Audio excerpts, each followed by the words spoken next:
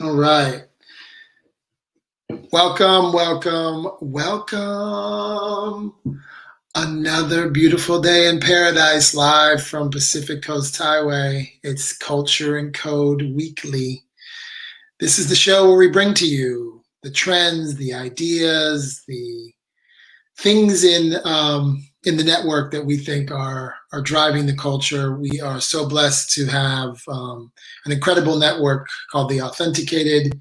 We have about 300 plus members, and I feel just dumb lucky because I get to really look at business through the lens and the prism of so many different industries, so many different cities, so many different places. We started the Authenticated 4 years ago with the idea that you could bring together incredible founders, incredible creatives, investors in great cities, that magical things could happen. And so we started as a tour. We built kind of a traveling road show that went to cities that weren't Palo Alto, Austin, New York. Even though I grew up in Palo Alto, I went to high school in Silicon Valley. I wanted to build something that allowed me to look into other places that had economic centers of growth, creative town squares. And so I brought my friends, my investors, my favorite founders, corporate brand leaders to great cities. And we did Detroit, Miami, Stockholm,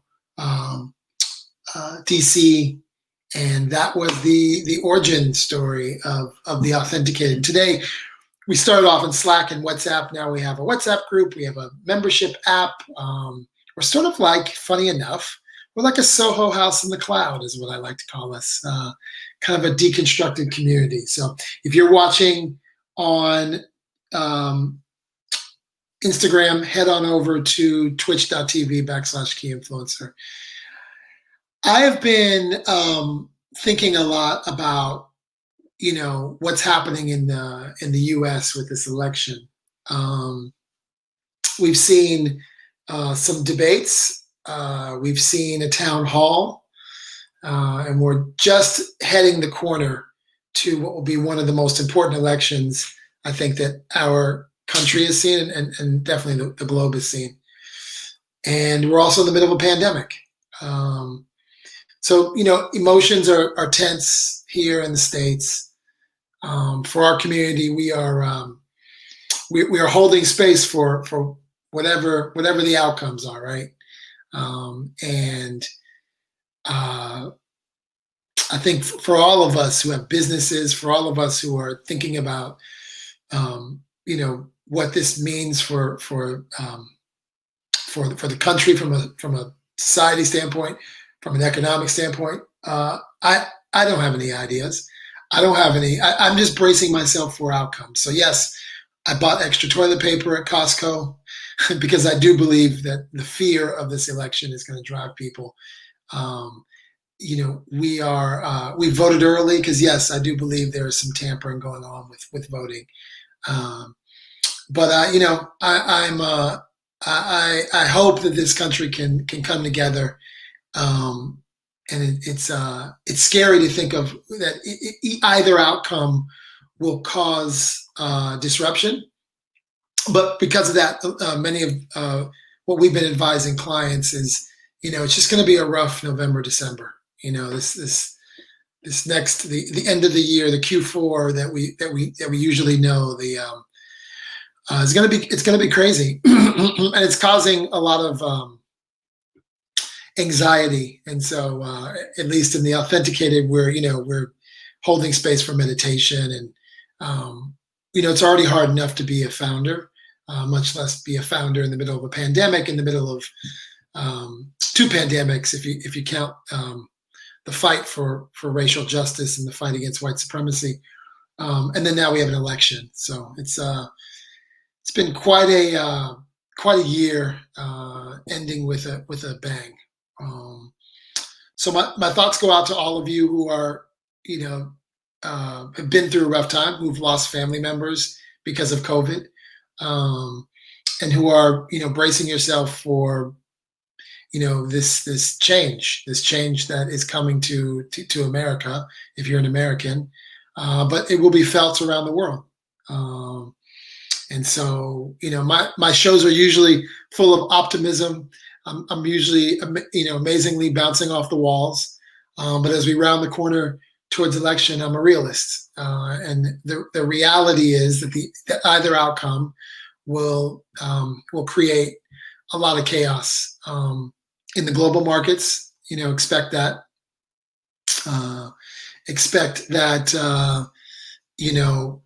There will be a lot of changes. And so I'm really nervous today because we have a guest, and the guest is actually in my little green room. Today's guest is an amazing founder. Her name is Chloe Macintosh, and she's going to be joining us shortly. She's disrupting the sexual wellness space. Incredible story. I can't wait to bring her on. So we are also excited that next week we are launching Culture and Code again. Culture and Code is the gathering that I mentioned that we built. 3 days of content, 3 or 4 days of content. So I'm pretty excited. My team is out there preparing for incredible speakers. We'll highlight a lot of folks in our network. We will show you some industries you should know about. And it's all going to be happening live. So really excited that, we're launching another Culture and Code. This will be our 3rd Culture and Code that we've launched in the pandemic. For those of you who've been with us for a while, the last one was really good. We did 1 full day on Dubai. We have a great network in Dubai, and we were able to spend some time there. We did another day where we kind of focused on Gen Z and the esports world. And so, I'm really excited about next week because, we have some great founders in our network, one of whom you'll meet today, Chloe Macintosh. Shortly, she'll join us. And so, it's going to be good. If you guys are on, I'm telling you, if you're on Instagram, head over to twitch.tv/keyinfluencer. You're going to want to see, my next guest, and I can't show you our next guest if you're just watching me in Instagram. But anyway, so the Authenticator is growing. We have a partnership with Peace Inside Live. We have a show called Other America that I do with Shira Lazar. That's going really well. We've had some deep moments, and we're going to use the spaces that we have, the access we have, the people we have, to try to inspire you and bring to you some other things you should be thinking about. And so I'm really excited. I'm super pumped. Yes, it is a challenging time for us as Americans. It is a challenging time for a lot of us global citizens, but I'm inspired to think about the possibilities. We have another program that we launched called The Originals. Today, we will be spending time with Nona Hendrix. Nona Hendrix is 1/3 of the group known as LaBelle, Patti LaBelle. Nona Hendrix is a futurist. She was a solo artist. She's 73 now, and she recorded with Prince and Mick Jagger and Rolling Stones. And the other part of Nona Hendrix's life is that she is an Afrofuturist and a bit of a techie, and she is working with MIT and Berkeley on some really exciting stuff. So we're at a platform called Clubhouse, and you should definitely check that out if you're on Clubhouse. We're going to have Nona Hendrix live. We just onboarded Jazzy B from Soul to Soul. From London, who disrupted the music scene in London. I'm super excited to one day get Jazzy B on. So really excited about that. But tonight it's Nona Hendrix, and we do a show called the Originals with a woman named Vivian Chu. Vivian Chu was a legendary music executive at Epic Records. She signed Shabba Ranks and Patra. She and her husband, Ray Chu, do incredible things, and really blessed to be able to do the originals. So you Instagram folks, I'm gonna sign you off because you need to head on over to twitch.tv/key influencer. Twitch.tv/key influencer. Join us there. Okay. I'm really excited. I'm nervous too because my guest is just staring at me in the green room. I've never had anybody just staring at me, especially someone like this. This is going to be a treat for you guys.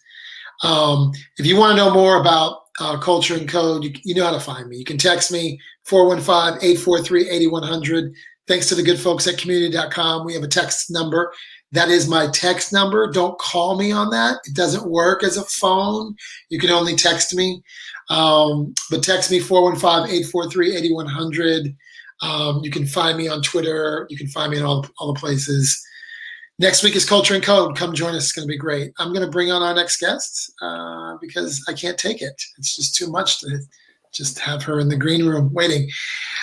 Really excited to introduce to my community none other than Chloe Mcintosh. Chloe is the founder of Comma and is a disruptor in so many ways. And welcome, Chloe. How are you? I'm great, thank you. So nice of you to have me again. Again. Chloe and I have been having a lot of fun on this platform called Clubhouse. For those of you that are on Clubhouse, maybe you've heard our Comma Nights. I think I kind of named it. I think I've named it Comma Nights. Mm-hmm. It's sort of pleasure cafe. It's become Comma Nights. But for those of you that have not heard us on Clubhouse doing our thing, welcome to someone who I think is not just an incredibly passionate founder, dedicated mom, badass, 2 or 3 time entrepreneur, venture capitalist, trained architect, and creative director. Is that enough? Did I miss anything? Thank you.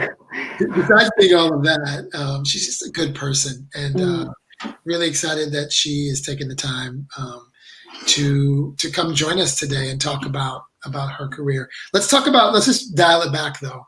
I might go even further back than we have before, so brace yourself. I know I told you I wouldn't throw you any curveballs, but this is a chance for us to kind of unpack a little bit of your story. Assume you were born somewhere in the country of France. In Paris. In Paris. Born and raised in Paris. Mm-hmm. Which arrondissement?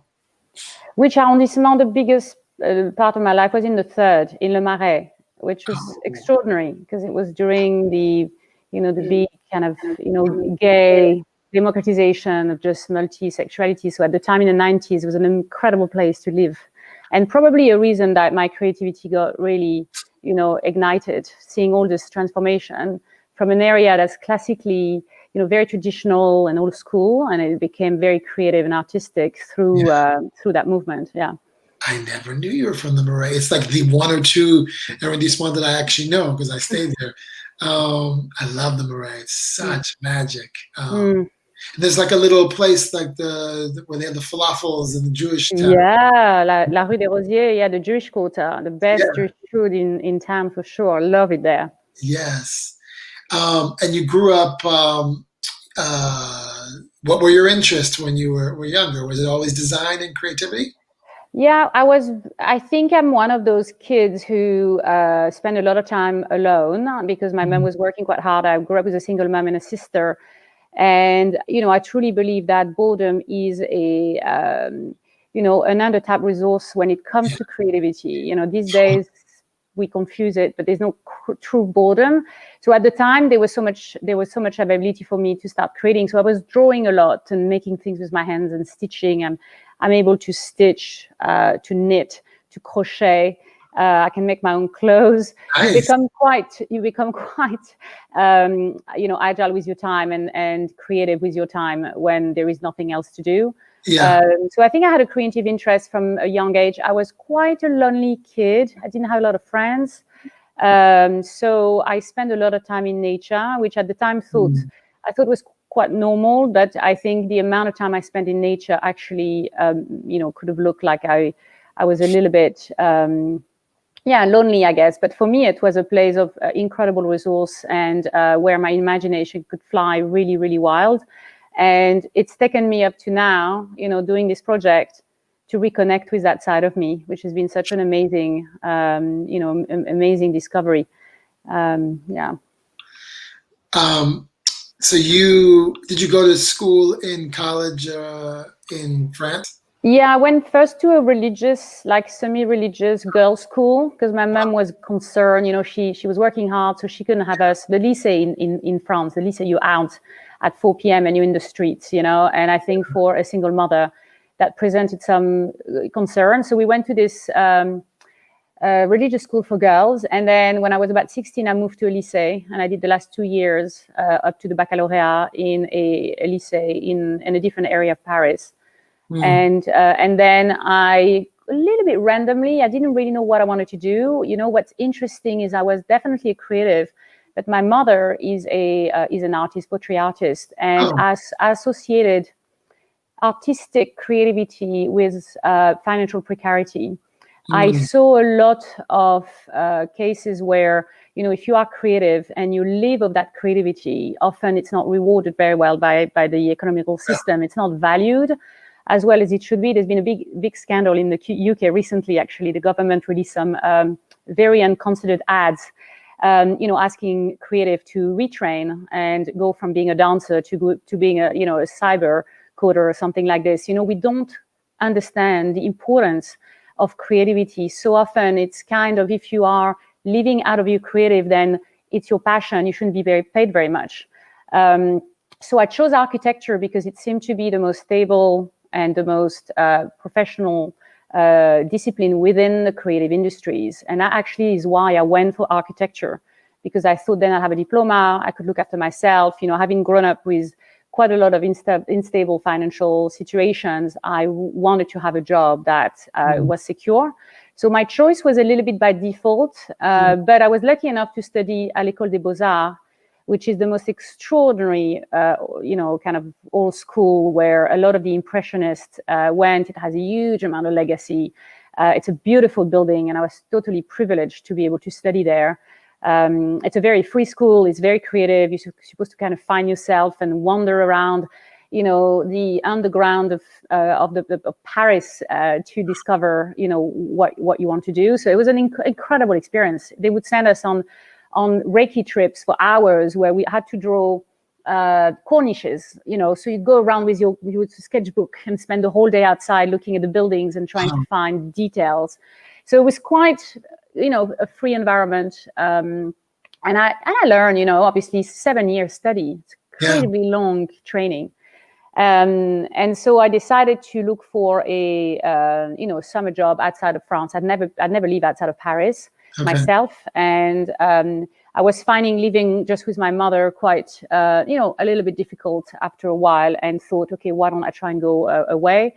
And so with the help of my teacher, I found a job in London at this American company. And I came to the UK with a little bag of clothes that I borrowed from my sister because I never had a job myself. So I didn't have work clothes. And I was there for 2 months, and I've stayed for 23 years. Never went back. Totally fell in love with London. Totally fell in love with London. Do you find yourself yearning for Paris, or? Never have. Wow. First, I'm someone who do not spend much time in the past. I do not invest any of my headspace in the past, mostly because I grew up with a relatively neurotic, environment where, the reason we're not where we need to be is because something bad happened in the past. And for me, that conditioning was just really something I didn't resonate with, and I never wanted to be in that mindset. So I moved out of Paris, and I was lucky enough through architecture to be able to go back, because I built actually a couple of big buildings in Paris. So I ended up going back regularly enough not to miss it. And, you're a star. It's faster to go to Paris than to go to Manchester on the train. So it's not really a challenge. Yeah. Wow. So then you have this, you went to the startup world. Talk a little bit about your first startup and what that was like. Yeah, so in 2007, I was pregnant with my second son, and I was still at Norman Foster. So this was my 9 years at Norman Foster. Okay. I was a partner architect there. And I met Brent Hoberman. And Brent Hoberman is the founder of lastminute.com. So in the UK at the time, big success story, big name entrepreneur. And I met him randomly, and he told me about something he was doing, and he said I would be perfect for it. And I didn't understand anything he was talking about. It was, it's 2007, so it's not the internet that we know today. But I think, I was ready to leave architecture. He seemed to know what he wanted from me, and I somehow managed to transfer the trust he had in me to make my decision about my life. And it was a major lesson for me. One of the biggest lessons is that you don't always have to know the answer. If someone comes to you with an opportunity and they have integrity and you respect them, then, taking a chance and actually going for something you don't know can be where you make the biggest steps in your career, because that's obviously where we have a leap of faith in someone else's vision, and we become at service of that vision. And it's a big catalyst, for shifts. So for me, that was like a big change. Bit dramatic for my family, who, I was this kind of relatively well-established architect at one of the largest firms in the world. And then suddenly I go and do the internet thing, which, again, at the time was not a very clear business model or a clear profession. But no, it was a learning curve. I worked really closely with Brent. And then 3 years later, the business we were building, which is a big aggregated platform for the homeware business, wasn't really getting me excited. And that's when we decided to start Made.com, which we started in 2010. And Made.com is an e-commerce platform that did direct to consumer, and it's focused on homeware and furniture. And we launched this, in 2010, and then it grew extremely fast. By the time I left or stepped down in 2015, the company was 250 employees, 150 million turnover. It grew fast. We were all over Europe as one of the biggest platforms. And, what an incredible experience this was for me. I knew nothing. I knew nothing. I had to I was in charge of brands and products. So all of the visual, all of the marketing campaign, all the product development. Never done product development. I had to go to factories all over the world and talk to people about, how to make furniture. And because the platform was, the aim was to put emerging designers who come out of school with a lot of talent, but no route to market for their products, and then create a prototype with a factory with an understanding of what the production line would look like. We would create this prototype, put a price on it that would correspond to the minimum order quantity, put it on the platform, accumulate orders. Right. And when we had minimum order quantity, we would make the product. So you would wait for maybe 2 to 3 months, but you'd have something completely unique that was a lot cheaper than the high street. Wow. So you really, you have this bit of a conservative background. Would you call yourself risk averse up until that point?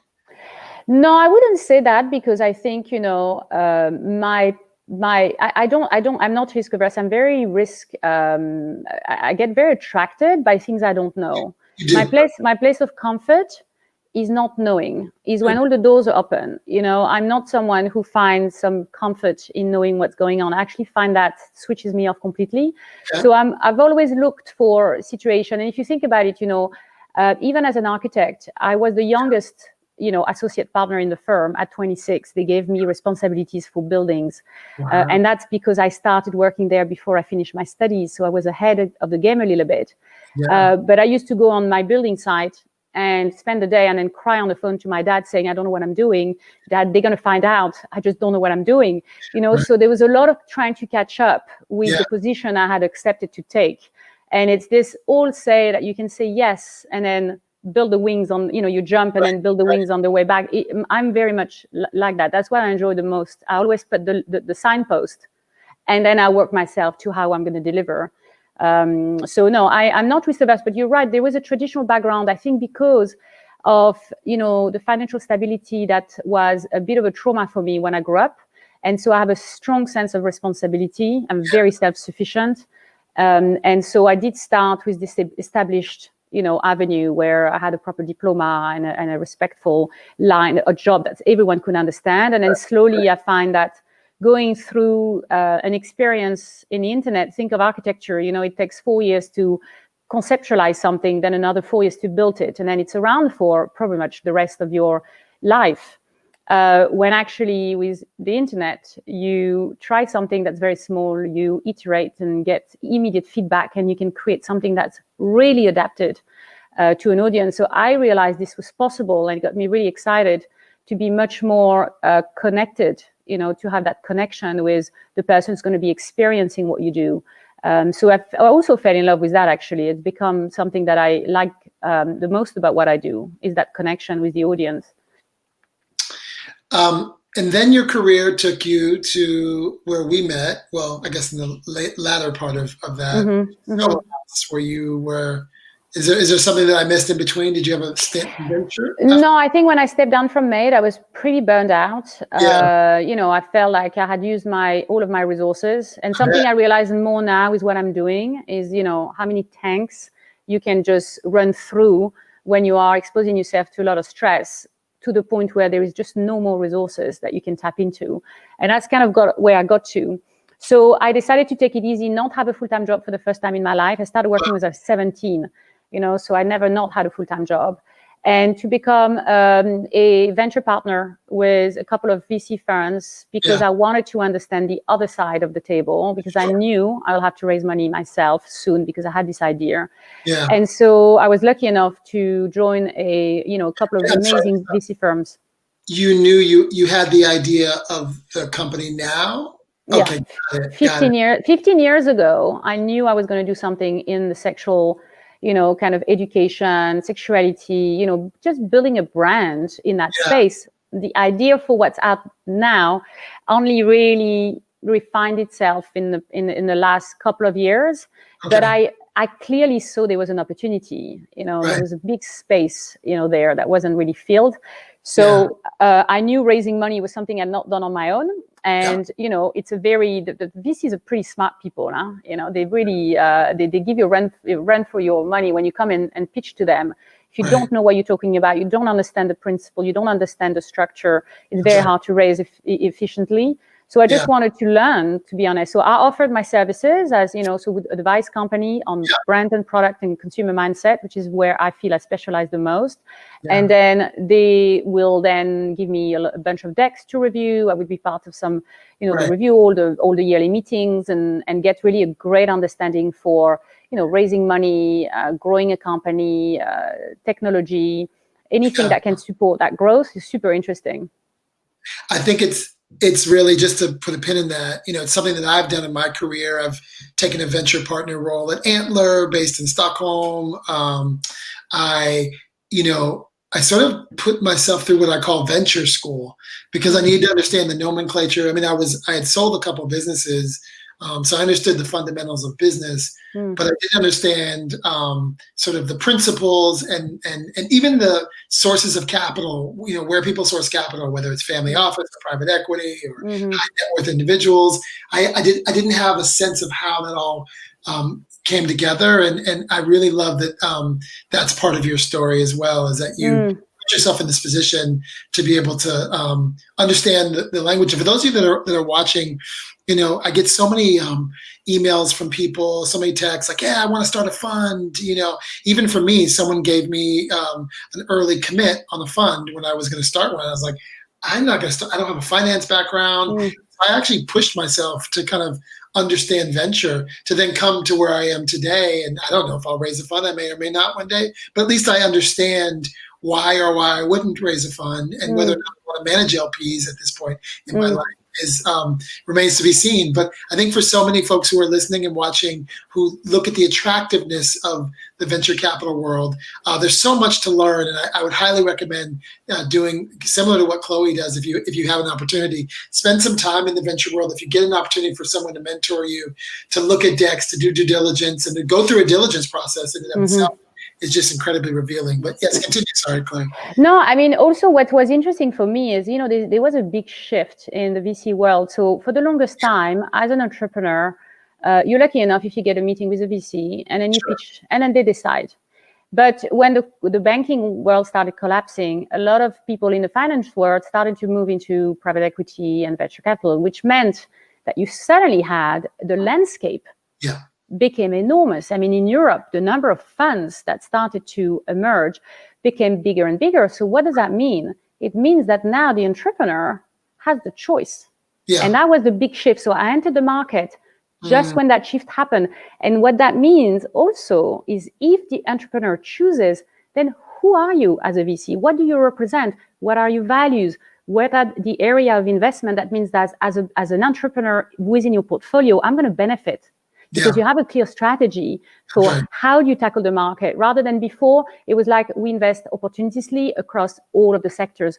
More and more now, you have specialized funds who brand themselves. And they really create a brand around their image and how they want to attract people. And it becomes now that it's the entrepreneur, like when people come to me and say, how, raising money, how does that work?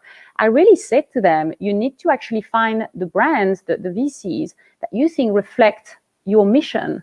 And if those people aren't clear enough with their mission, and you're mission driven, they're probably not going to be a good fit because there needs to be a fit there. It's a very tight relationship and they are quite, they have very particular objectives and they're very demanding. And so the funds that I joined, their philosophy was to invest. So it's Felix Capital based in London, but they all over Europe and the States now. And their kind of thesis was that they wanted to invest at the junction between creativity and technology, and that they would mostly invest this customer experience. So looking at B2B, B2C project software, hardware, but mostly to look at how can the consumer have a different kind of experience? What's the connection they have with the product, and how is the place of creativity in that process? So for me, it was ideal because I was very close to all those particular topics. And they've done extremely well as a fund in a small amount of years because they have such a clear ethic and clear proposition, and they invest in founders, which is also a more new approach where it's not just numbers driven. It's not just about market fit. It's also about who are the people and what are they carrying, in the business. So super valuable. I think it gave me all the tools that I then applied in order to go and fundraise, a bit less than a year ago now. So 15 years ago, what was sort of the impetus behind thinking that you wanted to do something in the sexual education space?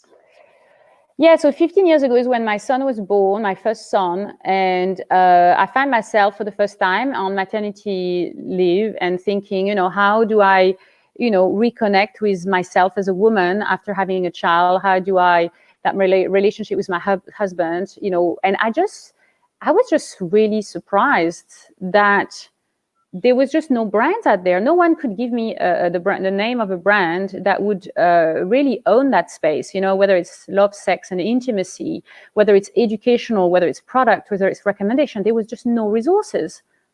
And it just straddled me. And I thought, wow, I was so surprised that it took me a few years to understand why this was the case, because it wasn't logical. And I knew that it wasn't logical. So there were systemic reasons why this was the case. There was reason that wasn't the fact that there is no interest there and that no one wants to get educated and that no one is curious, because we know from the amount of conversations and every time something comes out about sex, whether it's a series on Netflix, whether it's 50 Shades of Grey, whether it's anything that's kind of sex focused, seems to work quite well with the consumer. So there was definitely a disconnect between, building an industry that had, different brands, different products, and that for that to be available to people. And I think the demand and the need that the consumer had. And so for the longest time, I did a lot of research. I met a lot of people in the industry. I went to visit, I did research across the porn industry. I did research across the medical field. I sat on the board of one of the largest child charity protection in the UK.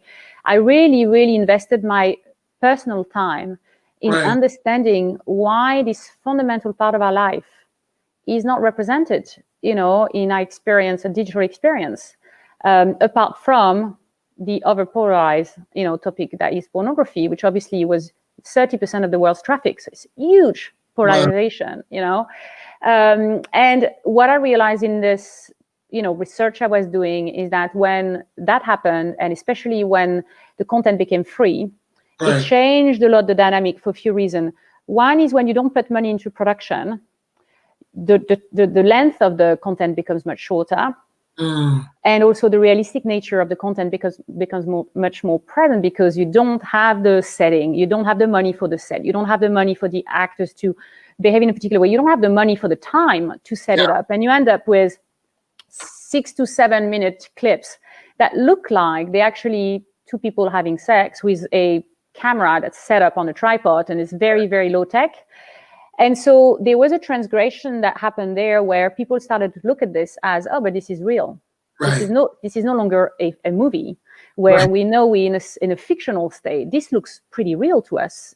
And so this on one end became the model, and I think it created a lot of reaction because people were scared to be associated with it. So if you think of the finance world and the investment vehicle in the startup world, sex was classified as vice, alongside gambling, alongside some of the drugs, and when that happened, I mean, it's sex, right? So it's the reason we're all here on this planet.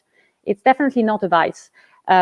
So that classification really meant that no one would touch it, and this was in all the contracts. So if you raise money through pension fund for your VC, and you can't invest in sex. So on one hand, even if you had a brilliant idea, and I had those conversations with so many different people, they just can't actually invest in you. And then the second thing that happened around the same time was that all of the big platforms, Instagram, the Facebook, the Twitter, I mean, Instagram wasn't around then, but took a similar position. They basically said, no, we're not going to have this conversation because it's going to be way too difficult for us to do anything about it. We're going to cover some nipples and let it be. And, the interesting thing is that there is a responsibility for those platforms to have this conversation, because if you block the bad, you block the good. So you're stopping an industry from evolving by not having the conversation. So there's a big responsibility that's not been taken. And so on one hand, you can raise money, and on the other hand, you can acquire customer. So you can't have a business. And this is what happened for 15 years. Interesting. Nothing happened. Because initially, if I remember, you were thinking about a version of pornography, I guess, or...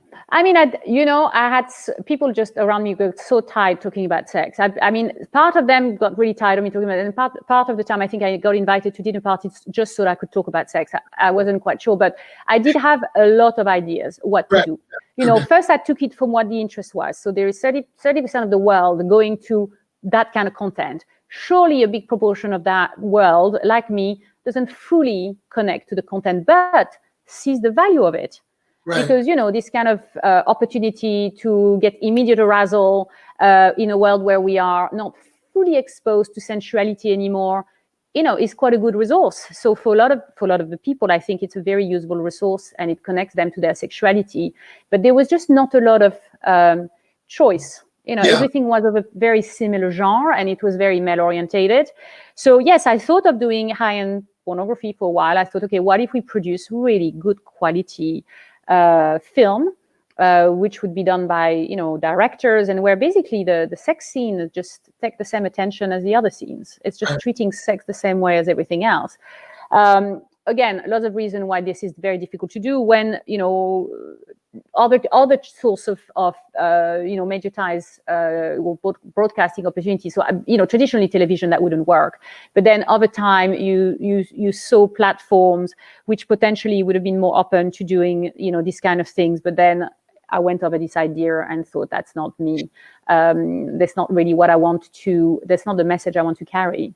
There was a much more important message that was there for me, which was, what does it mean for me? What does it mean in my body? How do I actually learn to know myself? And pornography was not going to do that. It was going to play with my imagination and do the visual arousal, but it wasn't really teaching me anything about me, So that went away, and then I thought about just building a big brand, a big destinational brand, which would be, content, community, commerce, and all of the integrated platform that we were seeing at the time. which I think is still very valid, and I think there is a space for it. But later in my research, which probably about 2 years ago, with the rise of meditation and mindfulness, became a trend again. That really, really compelled me, because when I stepped down from MAID and I was pretty burned out and I was looking for external resources because mine had gone, I took a meditation teacher at home, because I couldn't do it with the app at the time. And he taught me about meditation, but he taught me a very, very particular type of meditation, which is that meditation is not about sitting and being still and navigating your thoughts. That meditation is about being in a meditative state. It's about shifting from unconscious state, which is the automated system, the sympathetic system, where we react to things, where we're in auto mode, to I'm here, I'm present, time starts stretching, and I can fully appreciate what's happening around me, how I feel, where I'm at. And he basically gave me this teaching. And so when I saw the headspace and the calm and the other, all of the app, mushrooming around and this big, new trend, I just thought, how interesting is it that all of these apps are focusing on the brain activity as a way to relax your mental state? Because historically, if you look at the tradition, meditation is not supposed to happen in the brain or be measured in the brain. It's a heart-centered experience. So, if you look at the Tibetan tradition, they don't meditate in their head. That's not where their awareness, their consciousness is actually sitting in the heart center. So it was just really interesting for me to see how, as a society, we somehow, because we are so cerebral and because neuroscience had proven now finally that meditation was actually having positive impact on your brain cells, then that's when it made it possible for the consumer to connect to this idea. It's been around for 4,000 years. So it's nothing to do with the practice itself, is that we had the evidence. And often as a society, we need the evidence. But the evidence also confused where it's supposed to happen. Yeah. Because suddenly we thought meditation is where you need to navigate your thoughts. And so when all of that happened, I thought that's really interesting, because if we were meditating in our body, the body is actually here. It's the only thing that is present. Everything else, your mind, your imagination, could be traveling elsewhere. Yeah. But if you go focus in, meditating in the body, and you really connect to your senses, then you really reconnect to your true nature, to your true individuality. You go back to your, what we call, rewilding, which is the principle of going back into yourself, connecting to your nature, reconnecting to the senses, and experiencing life, making sense of life and the world around you through your senses, not through your thoughts. Because sadly today, we make sense of the world through our thoughts. And what we see, whether it's on screens, is the way we evaluate the world, which is not really how we designed. We designed to evaluate the world through the senses, so that the body navigates through the world, picks up information, and then tells the brain how to behave. And we've reversed this model, and now we have all of the activity in the brain telling the body what to do. And when we tell the body what to do, we're not really putting the body at the center of the experience, which makes it very difficult when it comes to sexuality. Because if you're not in your body, you're not going to experience pleasure. Yes. If you're not in your body, you can't really have a deep orgasms, because deep orgasms happen at that particular moment where you are present and extremely relaxed. So you may be able to have those kind of peak experiences, but you're never really going to have the full body experience if you don't know how to drop into the body. And so my later research, past 2 years, was spending time with a lot of practitioners, people who teach embodiment. And embodiment is the science or the modality to experience things in the body, not in the head. And I went through so many different disciplines, also neuroplasticity, obviously, for what's reconditioning, but somatic, psychosexuality, the connection between emotion and sexuality, which is often something that's missing even in psychotherapy. A lot of people come to us and they have sexual trauma and they've gone to a psychotherapy, but they don't actually get treated because they're not bringing the body into the treatment. And we know now that tension trauma is held in the body, not in the brain. So if we want to truly eliminate the block, which is where the energy is basically held, we've got to move the body. We've got to work with the body. And so a lot of the, for me, it was that meditation is putting you in your head to try and help you relax your head. It doesn't make much sense to me.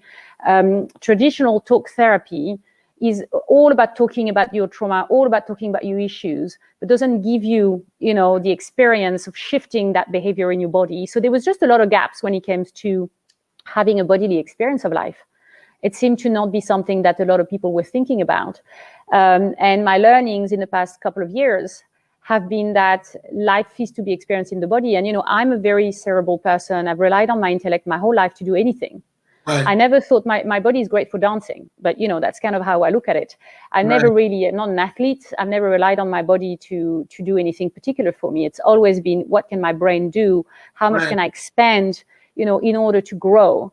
And the biggest surprise of my later, growth through practice has been that the biggest expansion in my consciousness has been because I have interoceptive awareness. I can feel from inside of my body.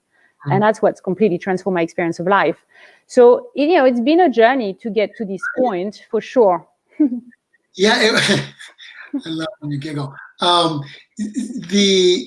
The interesting transformation about that I've taken away from your 15-year journey is that you sort of had this, you started with wanting to disrupt the sexual wellness space, not exactly knowing where you wanted to go. You're someone who likes the idea of the unknown, which I think is really interesting, which is sort of a theme. It's sort of my theme, is this idea of creativity in the unknown. That's a lot of what I've been doing on this show, is because we're living in these times where there's a bunch of unknowns, and I kind of get off on it. I'm actually I'm into this idea of the unknown. It's been like, it's especially since pandemic, this is the most creative I've ever been in my career, because it's dark. And I think I credit my meditation practice. For those of you that are watching, I've been talking about my meditation practice for a long time.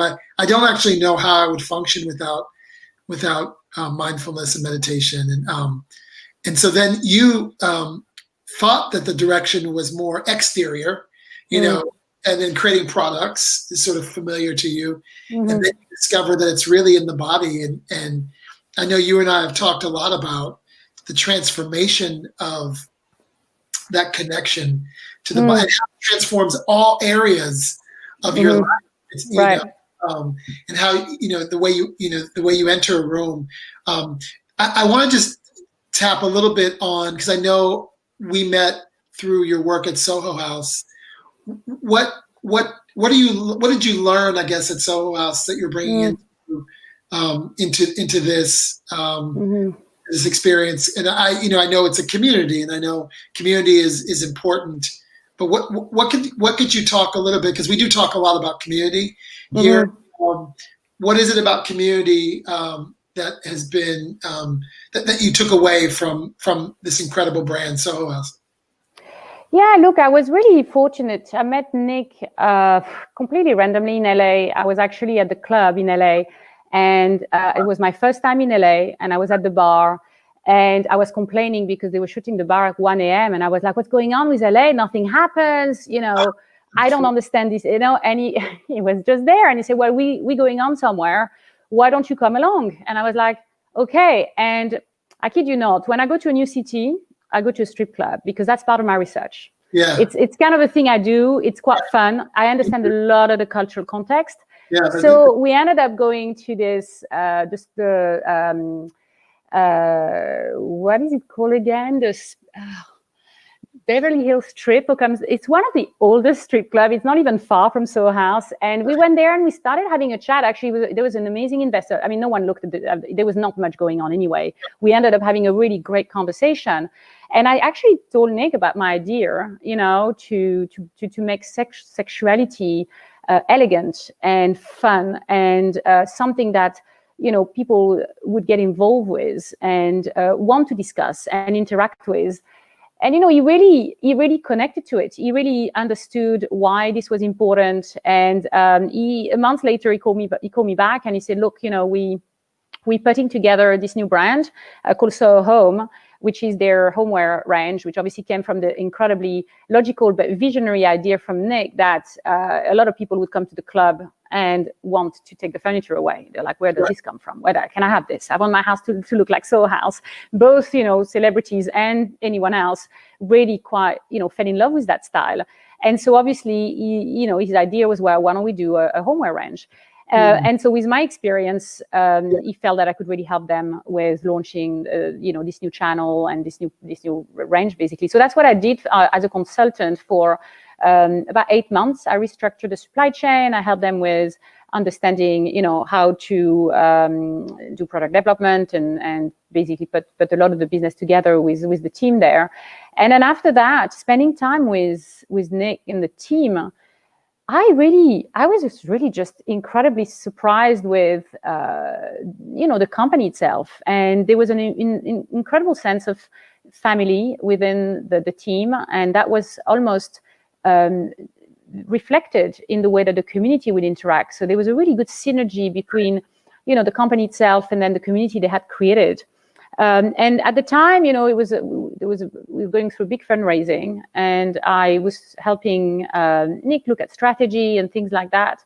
And it just became very clear to me that they were looking at their business model as, growing clubs and how we can grow the business and the value of the business through brick and mortar and having more and more clubs around the world. And for me, my feeling was that their true asset, was actually the community. At the center of everything was that community of people. And one of the products were the clubs. And that if we were starting to look at this community as the opportunity, then there was also a digital opportunity there, because at the time, unless you know the person or you arrange personally to meet them, there was no platform for members to connect with each other. And you see brands all the time. Every minute there's a brand that launched with the idea of creating a community. You've got to have that in order to create a company. So here was a company that was international, that has incredibly inspiring and aspirational brand with the loyalty. Members retention is extremely high. It's the highest across any industry. It's like a Netflix, pretty much. It's incredible. And they had a very well curated community, and they had this amazing aesthetic environment. So I was thinking, this is the best company I've ever come across that could have a digital transformation, because they haven't done that. They had just not focused on that yet. Right. So it became very exciting, and I think they really got it. They saw the opportunity, and we put a team together, amazing team. I got people like from Facebook and Instagram and like some really solid digital people to come in and help with this project. And so I did that as Chief Creative Officer for a bit more than 2 years. Nick knew that I wanted to start this business. And the learnings for me were that when you're that close to your consumers, you can't get anything wrong. Here's a company that knows where their consumers sleep, knows where they travel, knows, what they like to eat, who they socialize with. There is so much information in the customer behavior. And so it really taught me that connecting, with the audience and be on an equal basis with your community is the most important part of creating a business. And it was a really, really important tool for me to acquire, as I was going to start my own business. And, the community aspect within the sexual space is essential, because one of the biggest reasons why things haven't evolved so fast is because we don't speak about it with honesty. We speak about some of the things we do, but it's not a true representation of the reality. And we can't evolve if we don't have conversations. It needs to start there. And so building a community, attracting the community that would inform how we can change the paradigm and how we can go towards a better model for sexual behavior, it had to come, from a group of people that was already interested and wanted to see change and had taken some steps in that direction already. and then giving them a platform to freely express themselves, Yeah. with the responsibility. And that's what's really important, is that we all have a collective responsibility, for what we say and how we behave and how we lead conversations. And again, I think that Soho House created a very safe container. As a woman, I go into a Soho House club, I am completely safe. That's it. I never worry about anything. I feel like I can be myself without having to worry. I can be a bit crazy. I can dance on the tables. I can work there. I can meet people there. It represents me well. And so I just really learned from that. I think it's a genius idea. Yeah. So it's interesting. I can't wait for us to even spend more time, but at The Authenticated, we describe our business as software and hardware, with the software of our business being the memberships and the events we do and the content, and the hardware is sort of the deal making that happens behind the scenes of my business. In much the same way, I've always described Soho House as a software hardware business. The software is the memberships and the experiences, Mm-hmm. and the hardware are real estate holdings. Right. Barcelona to Miami, and I think you hit it on the head, which is that when you get to know your community and you get close to your community, you can do anything. And so I think that the third layer for the next 21st century company, for the next wave, is this idea of trust. I think you actually just said that really well, which is, if you have trust, which I think will become even more important commodity, you'll need to trust that the place you attend and the places you go, from a public health standpoint, have taken the steps, right? Even online, do I trust the spaces? I talk a lot to this community about the idea of hyper-connected communities and importance of hyper-connected communities, and being able to trust, being able to feel like I can trust myself in the space. So I think trust is really vital. I think Soho House has definitely done an incredible job of building that kind of space where you can work, play, love, laugh, all in the same living room. And it'd be interesting to see, how other organizations, because I think the word community is actually overused. I think a lot of people actually use it, but don't really understand what it means. I can't wait for you and I to tap into that. With about 5 minutes left, though, I wanted to stay focused on you, if you don't mind. Let's talk a little about Comma. It's a company that you finally birthed, right? 15 years of labor, and it's a baby. It's a baby that we all have now have come to see in the last couple of weeks. You raised $3.2 million, one round of funding. You obviously had a background in design and product and community and venture, and now you're here. Now the baby is here. What is it that this solves for people? How do they use the app? What's sort of a little bit a peek into your future? Maybe like 5 or 10 minutes left. You can kind of talk a little bit about that. Yeah, well, I think the first thing is, you talk about trust. I think if we want transformation, we've got to create a trusted environment, because trust is actually a container for freedom. Yeah. And so we won't get transformation if people don't feel free to express themselves. Beautiful. And so with sexuality, it's very important that we really redesign it from the ground up. We have completely misunderstood and misused our bodies and the ideas of sexuality. There is nothing out there actually that, in my view, is to be recycled when it comes to what the media, is talking about. When it comes to sexuality, we have a very hypocritical approach. We don't have enough information. We don't do enough research.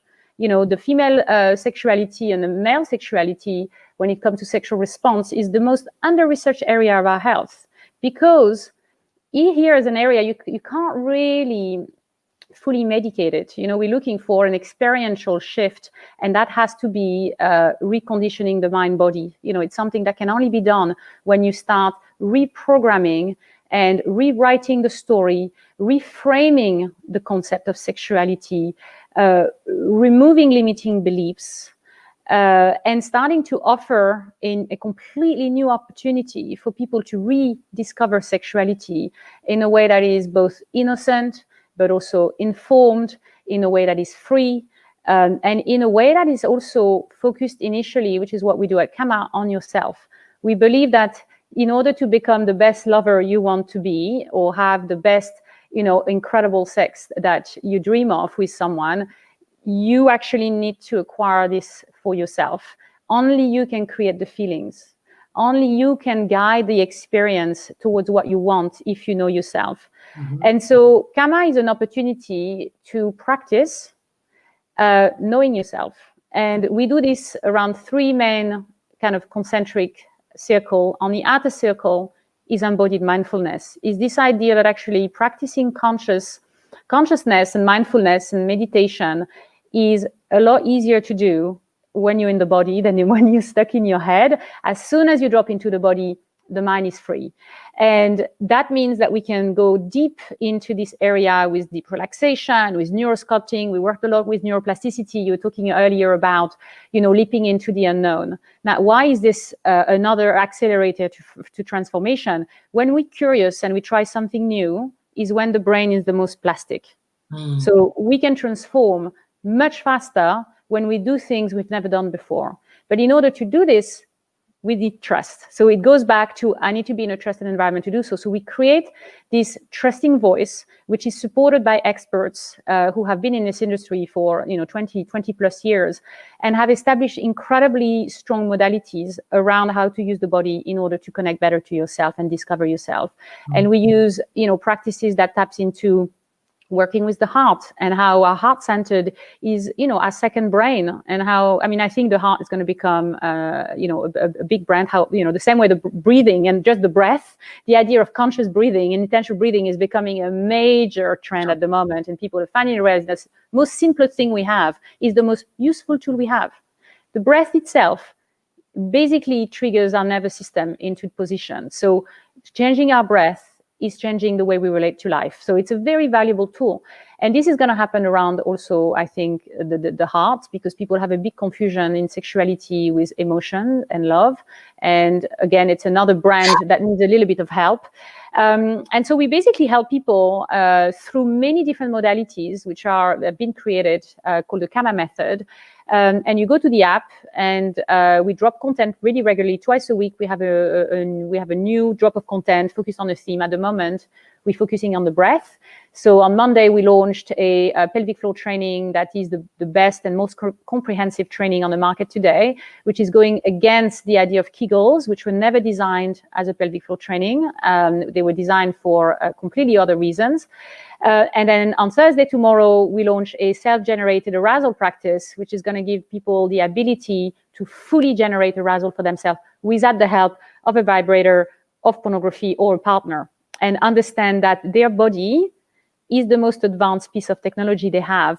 Forget about going to Mars. This body is millions of years of evolution. We've got everything in this body to optimize pleasure, to a level that a lot of people do not yet understand. Myself, I'm halfway, maybe I'm 10% in my journey, when I think of what I've learned.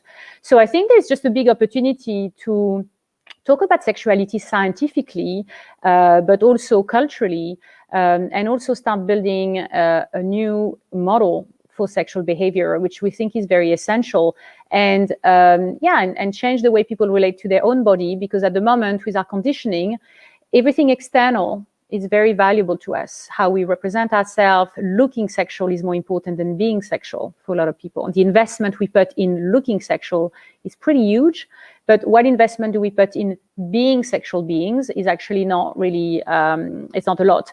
So I think what we're trying to teach people is that the answer is inside of them. It's this thing we've heard for a very long time, but it's actually true. The happiness and the satisfaction will come while we connect with ourselves and we start untapping this opportunity by understanding better the mechanics of our bodies.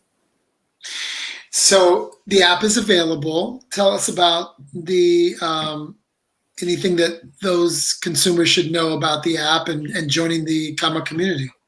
So if you join the app, you'll see at the moment it's very discoverable. There aren't any choices of aims or goals. We basically just give you a bunch of stuff to try. They're very immersive. They could be skill learning. We use sound bath. We use meditation, neurosculpting. There's loads of different practices that you can learn. Yeah. And then over time, we're also going to start with live events, which were very popular for us during lockdown, where we're going to start doing meditation masturbations in evening because people are stuck at home, you know? Yeah. Right. So we're going into second, third level lockdown in London imminently. So it's a very depressing, it's a very, very, very depressing time where you are exposed in a way that we've never been exposed before. And there are very few resources out there. So we really want to bring people resources, not just, you know, meditate, but also think of something else, be in your body, have an experience. So we're going to guide people through, you know, long meditation masturbation where they're going to completely rediscover their body from the inside out. Yeah. And yeah, I mean, for the app, you know, just know that it's a practice. You can't hack what I call wisdom. You can hack knowledge and you can hack a lot of things in life, but reprogramming your body for pleasure is a practice. It takes a bit of time. With a couple minutes, just give some roses to this incredible team that you've built and put together. Talk a little bit about, you know, what the team looks like. And yeah, so there's three big layers of like team within the company. Obviously, we have the experts who have contributed and put so much of their creativity and ingenuity in creating those unique practices, because a lot of them are just unique to us. We have our amazing Kama team. So there's 8 of us split between New York and the UK. And I have to say I'm blessed with my team, mostly because I chose them because they have this desire to learn, you know, from this and transform with this. And the level of humanity that the team carries for me is just a really, really, it's very rewarding. You know, we just get on. I would actually go away with them, you know, for quite a long time. And we don't spend a lot of physical time together. You know, we don't see each other that much. So it's very important to have a deeper connection. Because if you rely on just connecting through a meeting that's on Zoom, you won't build anything. So I knew, because, you know, the curtain came down, the lockdown came down just as I finished fundraising. So suddenly I had to do everything inside my 4 walls here. Right. And so I knew that it was important to choose people that just had the biggest heart, you know, and then everything will be fine. So, and then obviously the third layer is our incredible group of investors. I've been also blessed with my investors and advisors and finding people who on paper would not invest in something like this, you know, and have really taken also a leap of faith with me to change sexuality for the better. Well, it's always a pleasure to connect with you.